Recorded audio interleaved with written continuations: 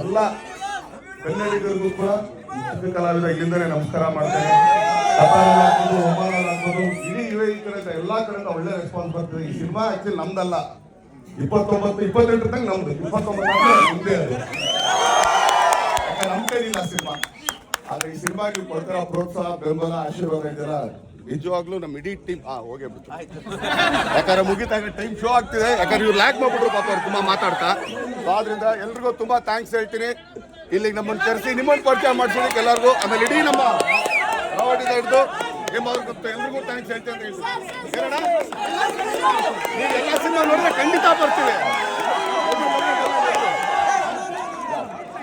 ನೀವು ಮಾತಾಡ್ತಾ ನಿಮ್ದೇ ಲ್ಯಾಕ್ ತಗೊಂಡು